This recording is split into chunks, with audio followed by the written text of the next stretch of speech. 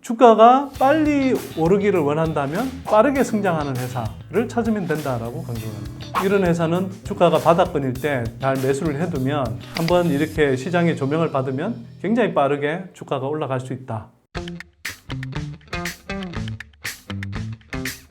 1월 4일부터 19일까지 연구소 구독회원 모집을 위한 특별 이벤트를 진행합니다. 저희 연구소는 매년 새해에 여러분들 주식 투자에 도움이 될 수 있는 여러 보고서들을 발간하는데요. 올해의 경우에는 2차 전지 종목들 중에 탑픽 7선 보고서와 2차 전지를 제외한 전산업에서 가장 수익을 많이 낼 수 있는 종목 탑픽 7선 보고서를 올해 발간합니다.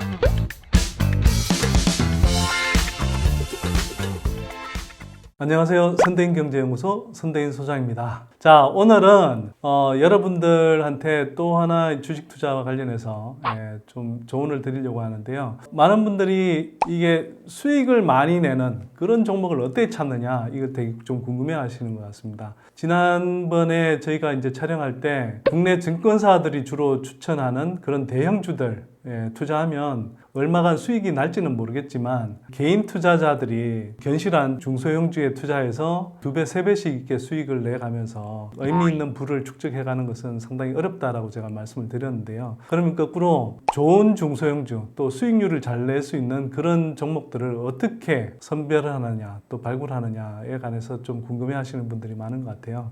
그걸 구체적인 방법을 다 일일이 말씀드린 건 이 짧은 방송에서는 어렵습니다. 사실 제가 저희 회원들한테 하루 6시간씩 이틀에 걸쳐서 강의하는 내용으로도 저는 이게 부족하다는 걸 많이 느끼고 있는데, 사실 이런 짧은 유튜브 에피소드에서 어떻게 다 설명을 드리겠습니까? 다만 여러분들이 이제 스스로 여러 참고 자료들을 통해서 이제 학습하신다는 걸 전제로 해서 제가 고수익을 낼 수 있는 종목을 고르는 어떤 기준 같은 게 있습니다. 그 기준은 뭐냐? 일단 시총 규모가 대체로 좀 작아야 됩니다. 제가 지난번에도 좀 대형주가 큰 수익을 내기 쉽지 않다라고 말씀드린 이유 중에 하나는, 예를 들면 삼성전자처럼 시총 500조인 회사가 1000조가 되기는 굉장히 어렵잖아요. 근데 반면에 시가총액이 지금 한 500억인 회사가 좀 기다리면 1000억이 되는 건 사실 상대적으로 되게 쉽거든요. 어떤 회사가 되게 지지부진하다가 갑자기 이제 실적이 좋아지면 그런 회사는 쉽게 시가총액 1000억이 될 수 있고, 또 이 회사가 한 해 성장하는 게 아니라 두 해, 세 해에 걸쳐서 고속 성장을 이어간다 그러면 그 2, 3년 동안에 몇 배씩 성장하면서 주가도 몇 배씩 올라가는 경우들이 많이 있거든요. 그래서 시가총액이 상대적으로 저는 좀 작은 종목들을 많이 봅니다. 예를 들면 저희 연구소가 예전에 발굴했던 종목 중에 PNT라는 회사가 있어요. PNT라는 회사가 지금은 시가총액 1조 가까운 회사가 되어 있지만 그 당시에는 시가총액이 1000억 겨우 할 정도, 이 정도 수준이었거든요. 그러면 이런 정도의 작은 시총을 갖고 있는 회사는 나중에 실적 성장과 함께 3천억, 5천억, 7천억이 되면 그만큼 주가가 많이 올라가는 게 되는 겁니다. 그래서 저는 이제 이런 좀 시총이 작은 기업들을 눈여겨보고요. 다만 무조건 시총이 작다고 해서 예를 들어서 200억, 300억짜리 다 들여다보고 하지는 않습니다. 물론 200억, 300억짜리 중에도 나중에 커질 회사가 있지만, 또 한편으로는 그 회사들은 또 리스크가 되게 큰 경우들이 있고요. 특히 그런 회사들 중에 그렇다고 해서 4년 연속 영업 손실을 내서 관리 종목에 편입돼 있다든지, 또는 계속 적자 행진을 벌여서 회사의 미래 성장성이 불투명하다든지, 이런 회사들은 사실 걸러내야 되겠죠. 다만 지금까지 실적이 좀 지지부진했지만 어떤 이유에서든 큰 틈 점프할 수 있는 그런 걸 목전에 두고 있는 그런 시총 작은 회사라면 충분히 좀 눈여겨볼 필요가 있다, 이렇게 생각하고요. 그 다음에 두 번째로는 실적 성장이 굉장히 가파를 것으로 예상이 되는 그런 기업을 찾습니다. 주식시장에서 주가가 오르는 종목들은 수도 없이 많고, 그 주가가 오르는 이유도 수도 없이 많습니다. 굉장히 여러 가지 이유로 오릅니다. 일회성 테마에 얽혀서 오르기도 하고, 심지어 형편없는 회사가 정치 테마에 얽혀서 오르는 경우도 얼마나 많습니까? 또 한편으로는 요즘 단독 보도 이런 거 되게 조심해야 되는데요. 단독 보도라고 해서 이렇게 뉴스가 나왔는데 그 뉴스에 얽혀서 갑자기 뛰는 경우들도 있고, 또 어떤 경우는 수급이 몰려서 그 회사가 가진 가치 이상으로 갑자기 오르기도 하고요. 그래서 제가 이런 말씀을 드립니다. 주가가 오르는 모든 기업들의 실적이 좋아지지는 않습니다. 근데 실적이 좋아지는 대부분 기업들의 주가는 시차는 있을지언정 주가가 올라간다. 그리고 주가가 빨리 오르기를 원한다면 실적이 빨리 오르는 회사, 빠르게 성장하는 회사를 찾으면 된다라고 강조를 합니다. 물론 이게 뭐 단기적으로는 그런 게 안 들어맞는 경우도 있고요. 또 그런 것들이 상대적으로 상당히 지연돼서 발생하기도 합니다. 예를 들면 제가 한번 소개해드린 적이 있었던 EM택의 경우에는 2020년 3분기, 4분기부터 실적이 좋아지기 시작했습니다. 그 전에 적자를 기록하다가 3분기, 4분기에 흑자로 반전해서 실적이 되게 좋아졌지만 거의 실적이 좋아진 게 발표되고 나서 5, 6개월이 지나도록 주가가 거의 움직이지 않았어요. 그런데 그 이후부터는 움직이기 시작해서 이미 저희 연구소가 소개했던 12,000원 시점 비해서 지금 거의 150% 이상 주가가 올랐거든요. 이처럼 지연돼서 반영되기도 합니다. 근데 사실 그렇기 때문에 오히려 이 실적이 좋아지는 흐름들을 잘 모니터하고 있었던 사람 입장에서 보자면 오히려 그런 기업들을 저가로 매수할 수 있는 충분한 시간이 주어지기도 합니다. 그래서 제가 좀 강조하고 싶은 것은 실적 성장이 굉장히 빠를 것으로 예상되는 기업을 찾으라는 겁니다. 근데 이 실적 성장이 빠를 것으로 예상되는 기업은 어디서 많이 찾을 수 있을까요? 저성장하는 섹터, 저성장하는 산업에서 많이 찾을 수 있을까요? 아니면 고성장하는 산업 섹터에서 많이 찾을 수 있을까요? 당연히 고성장하는 섹터, 고성장하는 산업에서 많이 찾을 수 있습니다. 예를 들면 뭐 반도체 경기 사이클이 좋아질 때 장비 업체들을 보시면요. 반도체 경기의 저점일 때는 막 실적이 되게 저조했다가 반도체 경기가 좋아진다 그러면은 그 반도체 경기를 따라서 실적이 한 2, 3년 만에 몇 배씩 이렇게 증가하기도 합니다. 자, 그런 경우는 이제 사이클을 좀 그리는 경우인데요. 그러지 않고 예를 들면 제가 좀 선호하기도 하고 그래서 여러분들한테 많이 강조하기도 하는 2차전지 섹터 같은 경우. 이 2차전지 섹터는 제가 여러 차례 설명드렸지만 향후 뭐 5년, 10년 동안 계속 고속 성장할 섹터이거든요. 이런 섹터는 성장성에서 의심할 여지가 없습니다. 그러면 이 섹터 안에서 주요 플레이어로 기능하는 역할을 하고 있는 그런 업체들을 찾아보시면 상대적으로 높은 수익률을 올릴 수 있겠죠. 그래서 저희 연구소가 소개한 종목들 중에서도 최근까지 주가 수익률이 가장 높았던 종목들 이렇게 쭉 보면 한 절반 이상은 2차전지 섹터에서 나왔습니다. 그만큼 제가 뭐 또 열심히 찾아서 소개한 측면도 있지만요. 자, 2차전지 섹터가 고성장한다 그러면 그 섹터 안에서 당연히 수혜를 입는 기업들은 고속 성장하는 거죠. 그래서 지난해까지 2차전지 소재주들이 굉장히 가파르게 올랐고 올해는 2차전지 장비 업체들이 향후 몇 년간 가파른 성장을 이어갈 상황을 목전에 두고 있는 겁니다. 그래서 이런 섹터 안에서 이런 고성장할 기업을 찾는 겁니다. 그리고 이걸 사실은 고성장하는 실적 성장성이 클 기업을 찾는 다른 방법이 있는데요. 제가 자주 이용하는 방법 중에 하나는 매 분기별로 실적 발표를 하게 돼 있잖아요. 그러면 지난해의 결산 실적은 3월 말까지 발표를 하게 돼 있고요.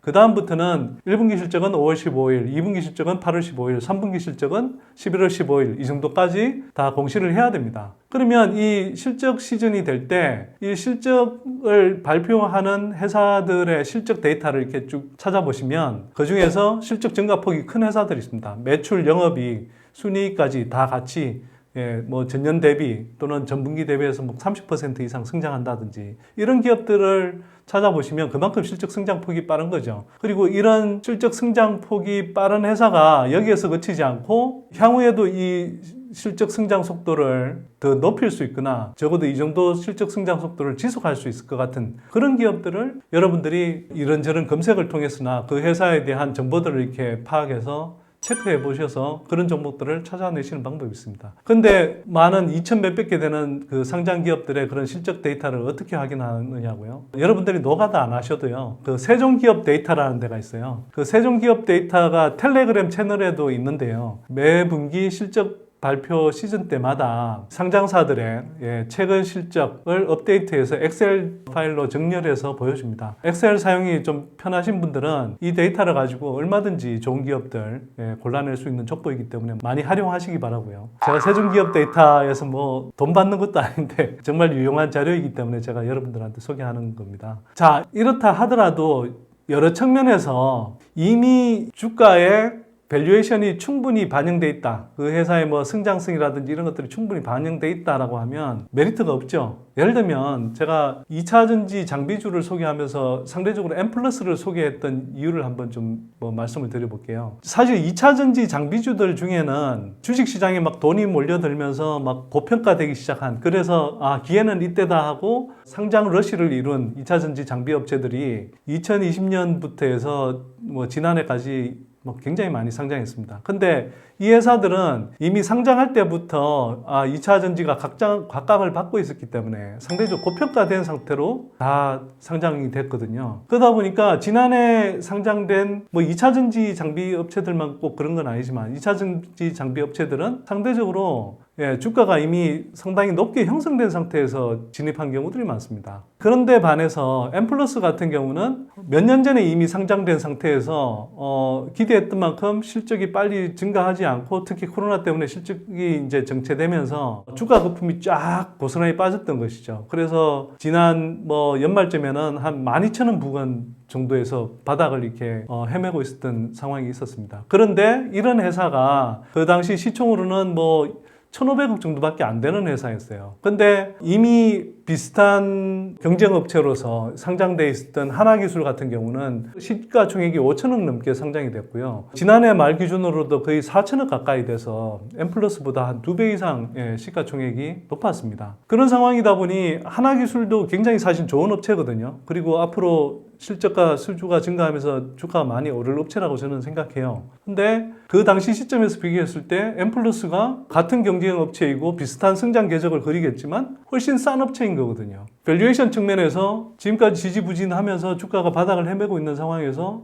미래 실적 또는 수주 증가라는 성장성은 가치에 거의 반영되지 않은 상태. 그렇기 때문에 이런 회사는 주가가 바닥권일 때 잘 매수를 해두면 한번 이렇게 시장에 조명을 받으면 굉장히 빠르게 주가가 올라갈 수 있다. 이게 사실 최근에 M+의 주가 흐름에서도 이미 확인할 수 있었던 거죠. 그리고 이게 이제 세 가지 기본 조건이고요. 이에 더해서 부수적인 조건 두 가지를 좀 더 보태자면 이 주가 상승에 가속도를 붙일 수 있는 두 가지 조건이라고 할 수 있는데요. 일단은 가급적 이익률이 높은 게 좋습니다. 예를 들면 저희 연구소가 과거에 소개했던 종목 중에 하나 노바텍하고 넥스틴이라는 업체가 있어요. 노바텍이라는 것은 차폐자석이라고 해서 일방향으로만 자력을 발휘하는 그런 이제 자석을 개발하는 업체인데요. 이 차폐자석은 뭐 탭 같은 데 보면은 커버하고 이렇게 붙이게 돼 있잖아요. 그런 것들은 사실 접착력은 있어야 되면서 한편으로는 자력이 발생해서 이 전자 부품이라든지 이런 것들이 작동하는데 방해를 하지 않도록 해야 되거든요.